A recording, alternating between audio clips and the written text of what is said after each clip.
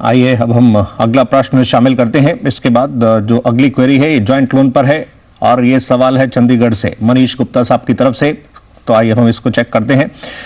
इन्होंने मेंशन किया है ये प्लॉट के लिए इनफैक्ट लोन के लिए देख रहे हैं। आप प्लीज बताइए, आप लाइन पर हैं और आपने इसमें जॉइंट लोन का मेंशन किया। आपने किसी लेंडर को अप्रोच किया अभी तक? मतलब आपने जो बताया ब्रदर के साथ लेना चाह रहे हैं, वो भी ये प्लॉट के लिए लेना चाह रहे हैं, उस पर कंस्ट्रक्शन भी करना चाहते हैं, क्या प्लान है पूरा बताइए मनीष जी। देखिए, मैं चंडीगढ़ के आसपास कोई प्लॉट देख रहा था, मैं ज्वाइंट लोन के लिए, होम लोन के लिए। तो बैंक के पास जा रहा हूँ तो फ्लैट के लिए तो लोन अवेलेबल कर रहे हैं, लेकिन प्लॉट्स के लिए बड़ा रिस्ट्रिक्टेड सा रहता है उनका। बिल्कुल सही प्लॉट के लिए भी मतलब क्या है, क्योंकि हमारा क्रेडिट हिस्ट्री बहुत अच्छा रहा है, सब कुछ अच्छा चल रहा है, तो क्या कोई बैंक हमको उस बेसिस पे ज्वाइंट लोन दे सकते हैं प्लॉट के लिए? बाद में हाउस कंस्ट्रक्शन करना है वहां पर। ओके, यानी कॉम्पोजिट लोन प्लॉट के लिए भी एंड उस पर फिर एडिशनल आप कंस्ट्रक्शन भी करना चाह रहे हैं। और आपने इसे खुद ही, हाँ जी, कंस्ट्रक्शन भी होगा उसके ऊपर, सेल्फ कंस्ट्रक्शन जैसे आपने बताया, तो वो कंपोजिट लोन की कैटेगरी में फॉल करेगा। बलवंत साहब, इन्होंने जैसे खुद ही बताया और इनका फीडबैक इन्होंने पाया स्ट्रिंजेंट है इसमें norms compare to home loans. Plot loan में आसानी से इतना इजीली क्लिक नहीं होता है, उसमें काफी और फैक्टर्स चेक किए जाते हैं। और एक और सेकेंडरी इसमें हम देख रहे हैं पहलू, ये जॉइंट लोन और वो भी ब्रदर के साथ कह रहे हैं। आप इनको कैसे एडवाइस करेंगे? उसमें थोड़ा और विकल्प सीमित हो जाते हैं और टफ हो जाता है, आप कैसे इनको राय देते हैं?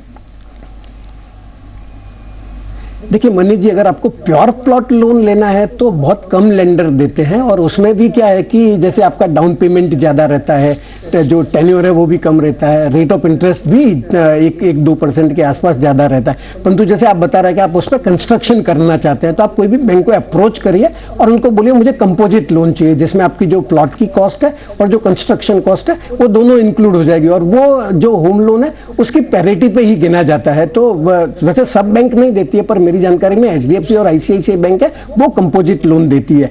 जो दूसरा भाग है प्रश्न का कि वो ब्रदर को as a joint borrower join कर सकते हैं या नहीं कर सकते, तो वो हर एक बैंक के ऊपर डिपेंड करता है। बैंक्स वैसे रेस्ट्रिक्टिव है, मतलब हर एक जो लेंडर है वो ब्रदर्स को एज ए को बोरोवर एक्सेप्ट नहीं करते हैं। तो वो ये तो आपका जो लेंडर है जिसको अप्रोच करता है, आप उनसे बात करिए, और ये लेंडर भी केस टू केस बेसिस पे डिसाइड करता है कि वो ब्रदर को एक्सेप्ट करेंगे एज ए को बोरोवर या नहीं करेंगे।